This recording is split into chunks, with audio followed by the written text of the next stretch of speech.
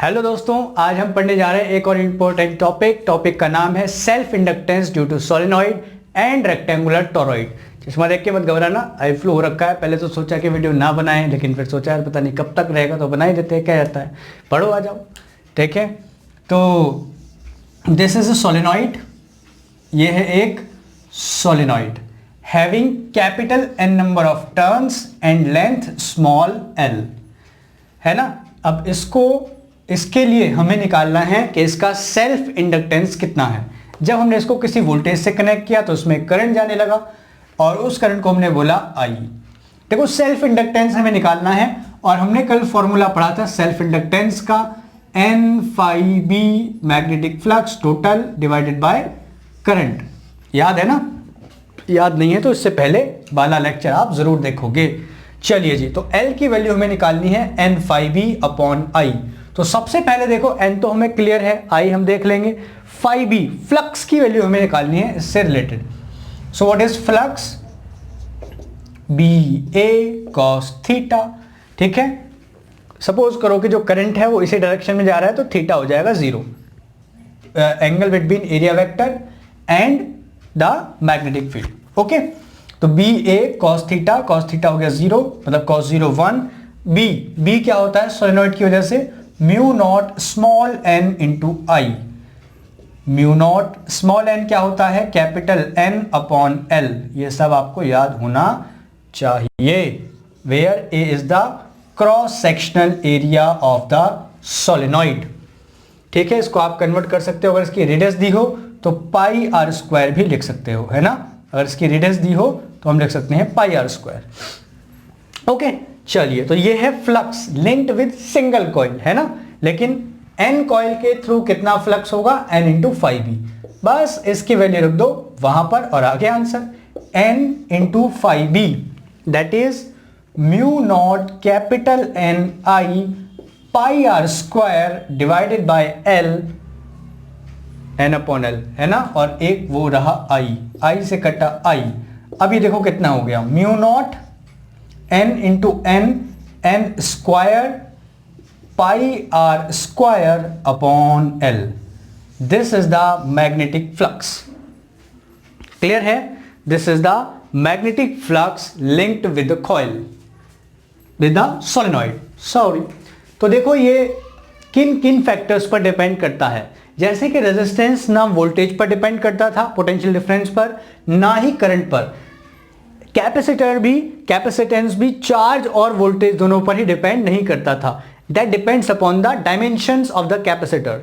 Similarly आप यहां पर देखोगे कि जो इंडक्टर का इंडक्टेंस होता है that is also free from current and potential difference.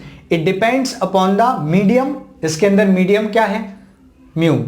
अगर इसके अंदर आयरन की रॉड घुसा दी जाए, अब एक क्वेश्चन बहुत पूछा जाता है कि सोलेनॉइड है, उसमें करंट फ्लो हो रही है, उसके अंदर एक आयरन की रॉड डाली जाती है, तो बताओ इंडक्टेंस पर क्या फर्क पड़ेगा? तो आंसर है कि आयरन की परमिएबिलिटी वैक्यूम से ज्यादा होती है, तो इसीलिए सेल्फ इंडक्टेंस बढ़ जाता है। N स्क्वायर, जितनी ज्यादा टर्न्स रखोगे, जितने ज्यादा नंबर ऑफ टर्न्स रखोगे, उतना ज्यादा सेल्फ इंडक्टेंस होगा। एरिया जितना ज्यादा उतना ज्यादा सेल्फ इंडक्टेंस, और लेंथ जितनी कम, यानी कि वाइंडिंग जो करनी है वो क्लोजली वाइंडिंग करनी है। तो ये होता है सेल्फ इंडक्टेंस। ये डिपेंड करता है मेनली इस बात पर। ओके, इसको हम दूसरी टर्म में भी, दूसरी फॉर्म में भी लिख सकते हैं अगर आप चाहो तो ये हो गया L mu naught, capital N को आप लिख सकते हो स्मॉल n इंटू L, है ना। स्मॉल n क्या होता है? Capital N upon L, number of turns पर यूनिट लेंथ। तो ये हो गया N स्क्वायर L स्क्वायर, है ना, स्क्वायर लगाया ना, pi are square divided by L। एक L से एक L कटा, mu naught N square L pi are square. इस तरह से भी इसको आप लिख सकते हो। ओके, अच्छा, एक और इंटरेस्टिंग चीज देखो, पाई आर स्क्वायर L, ये क्या वॉल्यूम हो गया? क्या पाई आर स्क्वायर H, है ना। तो दिस इज द वॉल्यूम। तो आप इसको ऐसे भी लिख सकते हो, mu naught N square into V, where V is the volume of solenoid. तो इंडक्टर वोल्टेज पर और करंट पर डिपेंड नहीं करता है, ये डिपेंड करता है डायमेंशंस ऑफ द सोलेनॉइड। अब इससे देखो एक रिलेटेड सवाल देखते हैं, आ जाओ।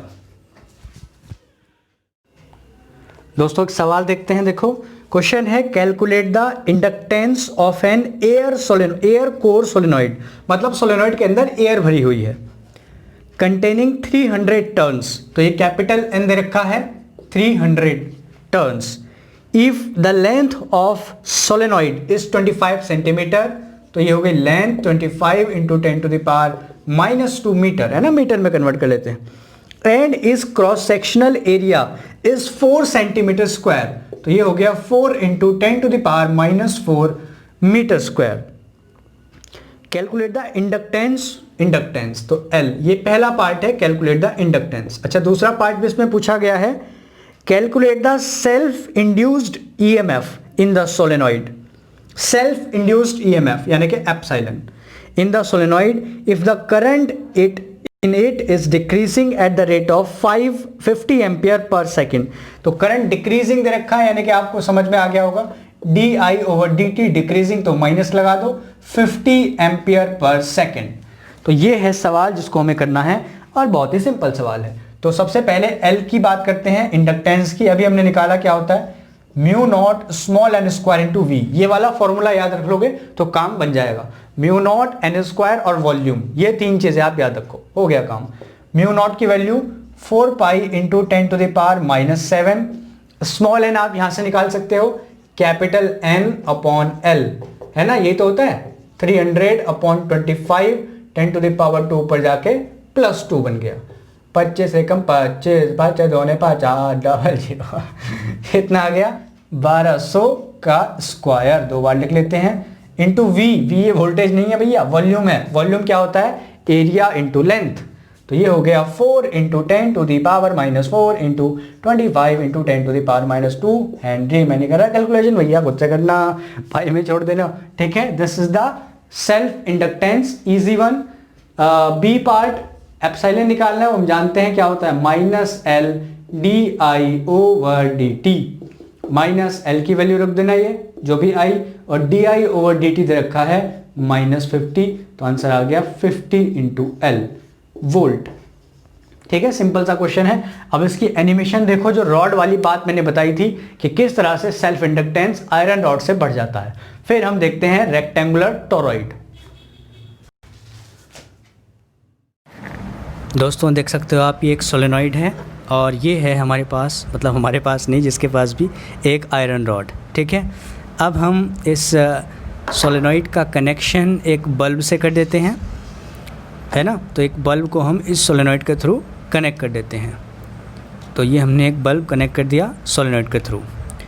फिर इस सोलेनॉइड को, यार बल्ब को जलाने के लिए बैटरी भी तो चाहिए, तो इस सोलेनॉइड का कनेक्शन दूसरी साइड हम बैटरी से या पावर सोर्स से कर देते हैं।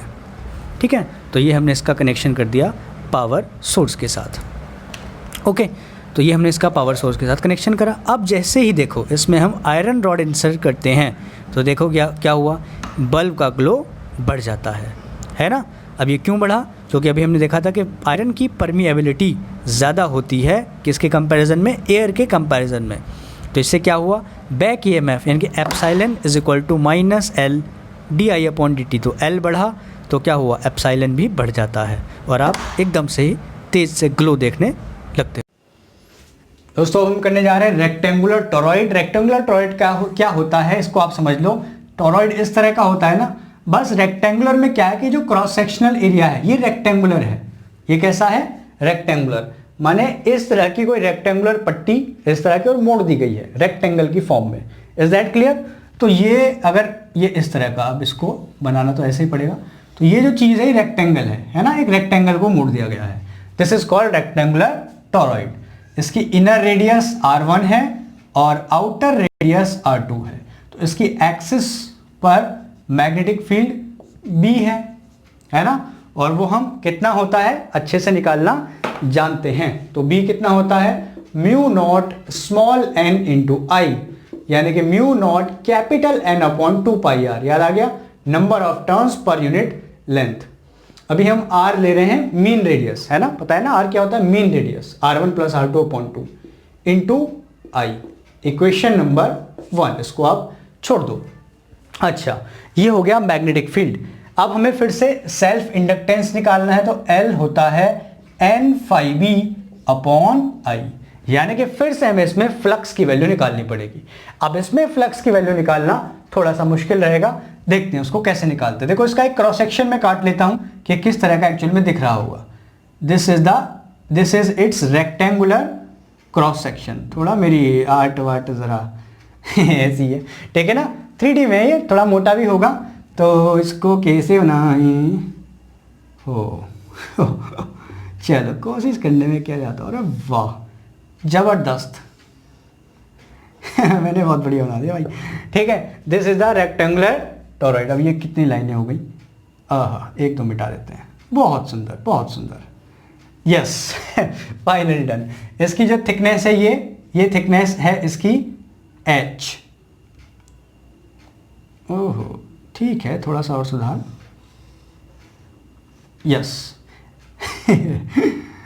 चलो ठीक है। ये जो इसकी थिकनेस है, ये जो थिकनेस है ना, कितनी थिकनेस है इसकी, ये थिकनेस है इसकी सपोज करो h, ठीक। इसमें से हमने एक छोटी सी प्यारी सी एरिया की पट्टी काट ली। इसकी जो ब्रेथ है वो dr है और हाइट तो आपको पता ही है h है। तो ये एरिया कितना हो गया, छोटा सा d है, ये वाला एरिया, ये रेक्टेंगुलर दिख रहा है ना। ऐसी एक पट्टी काट ली हमने यहाँ पूरी थिकनेस पर, है ना, यहाँ से इतना मोटा है ना, ऐसे एक छोटी सी पट्टी काट ली। ओहो, हाइट इसकी h है पट्टी की, और जो उसकी थिकनेस है वो कितनी है, dr है ना। तो बताओ ये एरिया कितना हो गया, लेंथ इंटू ब्रेथ, है ना। तो ये हो गया h into dr, this is area. Now we can easily calculate flux. तो phi is equal to integral of b into d A, यही तो होता है। चलो अब देखते हैं क्या चीज वेरिएबल है। b की वैल्यू वहां से रखो, mu naught capital N upon 2 पाई r इंटू आई, ये मैंने b की वैल्यू रखी। d की वैल्यू यहां से रख दो, dA की वैल्यू h इंटू dr। अब देखो इसमें क्या चीज वेरिएबल है, तो आंसर बहुत ही सिंपल है, dr। रेडियस वेरिएबल है ना, कहां से कहां तक, यहां से, देखो ध्यान से, dr यहां से यहां तक, या यहां से यहां तक। ये पट्टी इस तरह से बना लो रेक्टेंगल, इसकी विड्थ है। तो देखो ये dr यहां से शुरू हुआ इस कोने से, और ये कहां तक फैलेगा, यहां तक। तो एक्चुअल में ये क्या है, यहां से यहां तक, यानी कि r1 से r2 तक।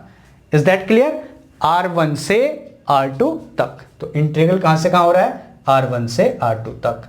क्या चीज वेरिएबल है, सिर्फ r, वही तो बदल रही है, dr जोड़ते जाओ, बाकी सब चीजें कांस्टेंट है। म्यू नॉट भी कांस्टेंट है, नंबर ऑफ टर्न्स भी कांस्टेंट है, करंट भी कांस्टेंट है, इसकी थिकनेस भी कांस्टेंट है, और अपॉन 2 और पाई भी कांस्टेंट है।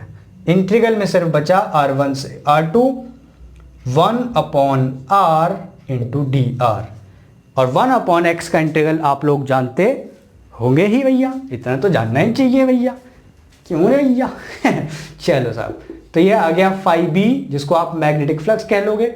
म्यू नॉट एन आई, देख लेना मैंने कोई टर्म छोड़ तो नहीं, mu naught N I H upon 2 पाई, ठीक है, अपॉन 2 पाई 1 अपॉन एक्स का होता है लॉग बेस ई आर, कहां से कहां, R1 से R2 तक बड़ा वाला बना दो, कैपिटल R1 से कैपिटल R2, इतना नोट करो।